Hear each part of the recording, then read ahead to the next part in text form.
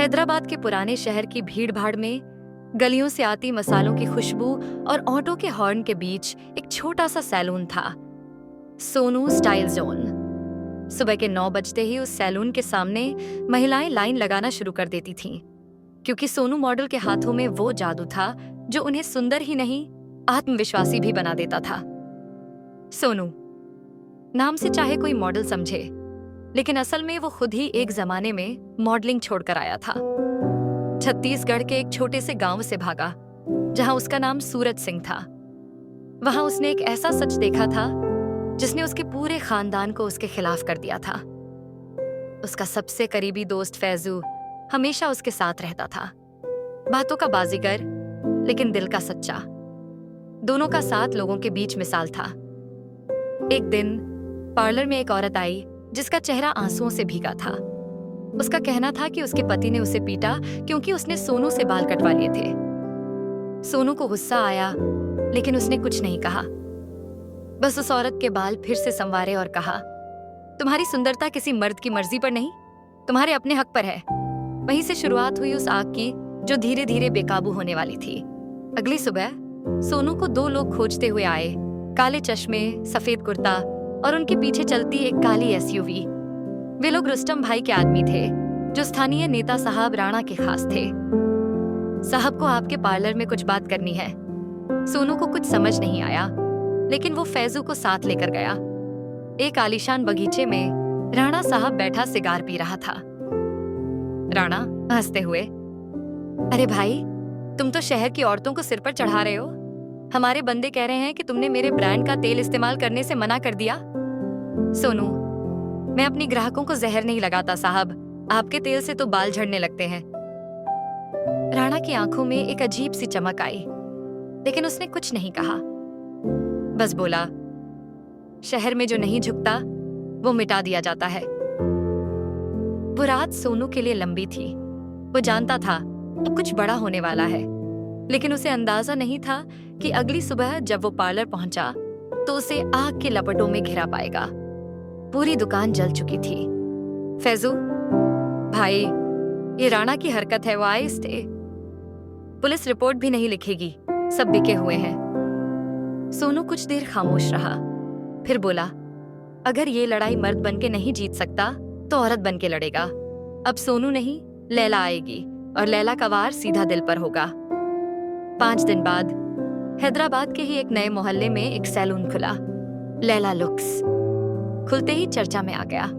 वजह, उसकी मालकिन लैला, जो अपनी आवाज, अदाओं और स्टाइल से सबको दीवाना कर रही थी। कोई नहीं जानता था कि इस लैला के पीछे कौन है, मगर शहर की दीवारें कान रखती हैं, और कानों में धीरे धीरे यह बात फैलने लगी कि लैला की चाल में कुछ तो खास है और कुछ तो रहस्य। लैला यानी सोनू अब पर्दे के पीछे से एक नई लड़ाई लड़ रहा था। नए चेहरे, नई चाल और एक नया मिशन, राणा के घोटालों का भंडाफोड़।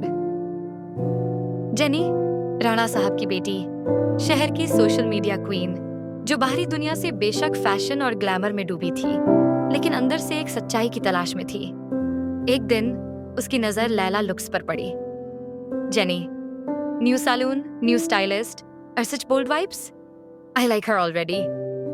जेनी बिना सिक्योरिटी के उस सैलून में आई। पहली बार जब उसकी और लैला की मुलाकात हुई तो जैसे समय थम गया। जेनी हैरानी से, तुम लैला हो? ओह माय गॉड, तुम्हारा कॉन्फिडेंस, तुम्हारी style, you are fire girl. Laila हंसते हुए, फायर से खेलना मेरी आदत है मैडम, और राख से उठकर जीना मेरा स्टाइल। जेनी को लैला में कुछ ऐसा महसूस हुआ जो अब तक किसी में नहीं हुआ था। सच्चाई, आत्मविश्वास और एक छिपी हुई कहानी। रात के समय लैला और फैजू पुराने गोडाउन में मिलते हैं, जहां फैजू अपने डायलॉग में कहता है, फैजू भाई, औरतों की तरह चलने से डर नहीं लगता? लैला, डर? जब मर्द बनकर सच बोलूं तो मार देते हैं, अब औरत बनकर झूठ खोलूंगा। लैला को जेनी के जरिए राणा की कुछ बेहद अहम बातें पता चलती हैं। एक फार्मा कंपनी के साथ मिलकर नकली हेयर ऑयल बनाना, गरीब महिलाओं पर प्रयोग करना और पुलिस में अपने खास अफसर इंस्पेक्टर शंकर को जिम्मेदार बनाना, जो हर सबूत मिटाता है। लैला, तो असली तेल नहीं, ये तो जहर है। अब ये जहर इन्हें ही पिलाना होगा।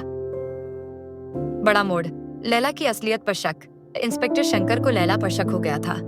शंकर, उसके कदम और आवाज में वो बात नहीं है। ये कोई गेम खेल रही है और मैं खेलों को बंद करना जानता हूँ। एक दिन जब लैला अकेली सैलून में होती है, शंकर वहां पहुंचता है। शंकर, धीरे से। तुम्हारा चेहरा भले ना पहचाना हो, लेकिन तुम्हारी आंखों में सच की आग दिखती है। बताओ, तुम कौन हो? लैला मुस्कुराती है और उसकी आंखों में चिंगारी चमकती है। लैला, सच वही है जो चेहरा छुपा ले, और झूठ वही जो सबके सामने नाचता रहे। आप किसे पकड़ना चाहते हैं इंस्पेक्टर? चेहरा या चिंगारी? शंकर कुछ पल चुप रहता है, फिर बिना कुछ कहे चला जाता है। लेकिन अब एक और तूफान आने वाला था। एक गुप्त सीडी जिसमें नकली तेल के ट्रक, फैक्ट्री की लोकेशन और राणा साहब के दस्तखत हैं, लैला के पास पहुंच गई थी। बस सीडी जेनी ने ही चोरी छुपे उसे दी थी। जेनी, तुम जो भी हो लैला, तुम मेरे पापा से सच्ची हो। ये सीडी लो और दुनिया को वो दिखाओ जो मैं अब तक छिपाती आई हूं। अंत में लैला इंदरिया एक गुप्त पत्रकार को कॉल करती है। लैला, मेरे पास सबूत हैं और मैं तुम्हें एक स्टोरी दूंगी। नहीं, एक आग। तैयार रहो। हैदराबाद की गर्मी तेज हो रही थी, लेकिन उससे भी तेज थी उस सीढ़ी में कैद सच्चाई की तपिश जो अब लैला के हाथ में थी। राणा साहब की रातों की नींद और इंस्पेक्टर शंकर की बेचैनी बढ़ने लगी थी। फैजू भाई, ये सीढ़ी तो बारूद है। अगर राणा को पता चला कि हमारे पास है तो। लैला, आंखों में ठंडा जाए डिमेद है, तो फिर उसी बारूद से उसकी गद्दी उड़ाई जाएगी। अब खेल खत्म नहीं, शुरू हुआ है। उधर जेनी के व्यवहार में आए बदलाव को राणा महसूस कर रहा था। वो अब पहले जैसी नहीं रही, न बातों में चहक, न आंखों में चमक।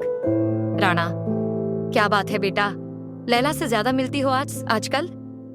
जेनी नजरें झुकाए। कभी कभी जो पराया लगे वही सबसे अपना होता है। राणा को कुछ तो समझ में आ गया था। उसने तुरंत इंस्पेक्टर शंकर को फोन मिलाया। राणा, उस औरत की सच्चाई निकालो, मुझे शक है वो खेल रही है।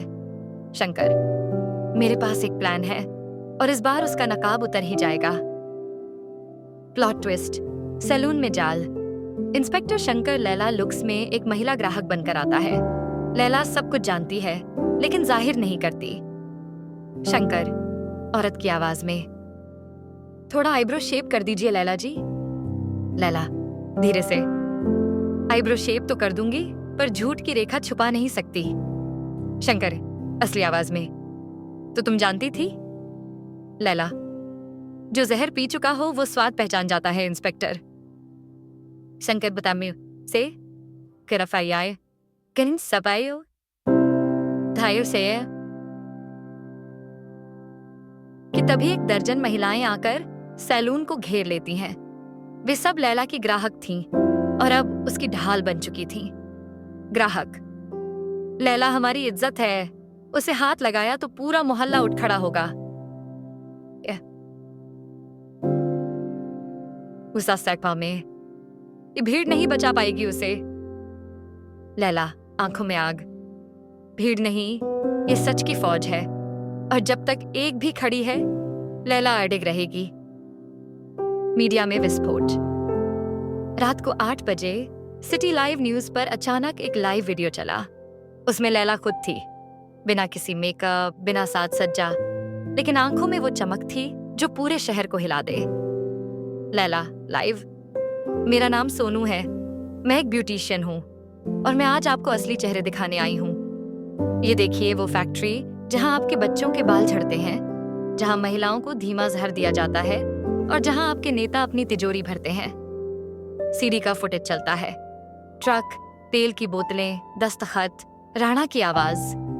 राणा वीडियो में, तेल चाहे जैसा भी हो, नाम मेरा है, बिकेगा जरूर। अंतिम टकराव। सिटी हॉल में राणा साहब की चुनावी सभा चल रही थी। तभी लैला अब अपने असली नाम सोनू मॉडल के साथ सभा में पहुंची। पुलिस उसे रोकती है, लेकिन जेनी आगे आ जाती है। जेनी, अगर इसे रोका तो मैं सबसे पहले गवाही दूंगी, अपने ही बाप के खिलाफ। लैला मंच पर चढ़ता है और पूरे शहर के सामने राणा का पर्दाफाश करता है। लैला, आज इस शहर को एक औरत ने नहीं, एक इंसान ने बचाया है। न चेहरा देखिए, न चाल, बस ये देखिए कि सच्चाई किसके साथ है। भीड़ में सन्नाटा था। फिर एक चिल्लाहट आई, लैला जिंदाबाद। और फिर हजारों की भीड़ में वो गूंज फैल गई। क्लाइमेक्स। राणा गिरफ्तार हुआ, शंकर निलंबित और लैला, अब सोनू फिर से अपने नए पार्लर में लौटा। लेकिन इस बार नाम था लैला लुक्स सच की सुंदरता। जेनी एक एनजीओ चलाने लगी। फैजू अब शहर के महिलाओं को ट्रेनिंग देता था। और लैला, वो अब भी आईने के सामने खड़ा होकर कहता है, चेहरा कुछ भी हो, अगर इरादा साफ है तो हर रंग खूबसूरत लगता है। राणा साहब जेल में था, लेकिन सत्ता की जड़ें गहरी होती हैं। उसके पुराने संपर्क अभी भी सिस्टम में जिंदा थे और एक नाम धीरे धीरे फिर से जहर घोलने लगा, इंस्पेक्टर शंकर। सस्पेंड जरूर हुआ था, मगर शंकर ने हार नहीं मानी थी। उसने गुपचुप तरीके से पुलिस डिपार्टमेंट में वापसी की तैयारी शुरू कर दी थी। शंकर आईने में खुद से, एक नकली औरत ने मुझे हराया था, अब एक असली मर्द उन्हें मिटाएगा। लैला, मैं फिर लौटूंगा। इधर जेनी अब साहस नाम का एनजीओ चला रही थी। महिलाओं के अधिकार, ट्रांसजेंडर सम्मान और सामाजिक सुरक्षा पर काम कर रही थी। हर दिन कोई ना कोई पीड़िता उसके पास आती और वो उन्हें सशक्त बनाने का वादा करती। जेनी रैली में, अगर औरत के हाथ में कंघा हो सकता है तो तलवार क्यों नहीं। नया पात्र समीरा। इसी दौरान एनजीओ में एक नई लड़की आई, समीरा, 22 साल की, शांत, सहमी हुई, लेकिन आंखों में कुछ अजीब चमक। वो कहती थी कि उसे अपने पति ने जला देने की कोशिश की थी, लेकिन जेनी को उसके बारे में कुछ अजीब सा लगा। समीरा सवालों से बचती थी और फोन पर अक्सर छुपकर बात करती थी। एक दिन जेनी ने समीरा को एनजीओ की फाइल्स चुराते हुए देख लिया। जेनी, तुम कौन हो, क्यों आई हो यहां? समीरा धीरे से, जिसने मेरी आवाज छीन ली, मैं उसी के इशारे पर चल रही हूं। वो लौट आया है, शंकर लौट आया है। ट्विस्ट, शंकर की चाल। शंकर ने समीरा को एनजीओ में भेजा था ताकि वह सबूत इकट्ठे करे, नाम और पहचान लीक करे और जेनी को बदनाम करके एनजीओ बंद करवाए। लेकिन समीरा बदल चुकी थी। लैला की पुरानी कहानियां सुनकर उसमें हिम्मत आ गई थी। समीरा, जिसने मुझे डर के लिए भेजा था, अब मैं उसे जलाने लौटूंगी। अंतिम युद्ध, जेनी बनाम शंकर। एक रात जब जेनी अपने ऑफिस में अकेली थी, शंकर वहां आया, नकाब में, बंदूक लिए। शंकर, तेरे एनजीओ की आग बहुत फैल रही है, अब इसे बुझाने आया हूं। जेनी आंखों में नफरत, तेरा डर दिखाया हुआ होता तो मैं कभी बोलती नहीं। अब सुन, औरतों की आवाज गूंजती नहीं, दहाड़ती है। सामने से समीरा निकलती है। मोबाइल में लाइव वीडियो ऑन होता है, पूरी दुनिया देख रही होती है। समीरा रोते हुए, यही है वो दरिंदा जिसने मुझे बेचा, जलाया और अब मेरी दूसरी माँ जेनी को मारने आया है। पुलिस की एंट्री और फिनाले। पुलिस आती है, शंकर को रंगे हाथों पकड़ती है। मीडिया हर तरफ से हल्ला मचा देती है। साहस की दो बहादुर औरतें, एक देश की आवाज। आखिरी दृश्य, पुराने पार्लर की छत पर लैला, अब सोनू, जेनी और समीरा एक साथ बैठे होते हैं। सोनू, हर चेहरे के पीछे एक कहानी होती है, लेकिन कहानी तभी चमकती है जब कोई उसे सुनने को तैयार हो। जेनी, और कोई अगर ना भी सुने तो हम जैसे लोग उसे गूंज में बदल देते हैं। समीरा, अब मैं डरती नहीं, अब मैं सवाल पूछती हूँ। तीनों एक साथ हंसते हैं और एक नई सुबह की ओर देखते हैं।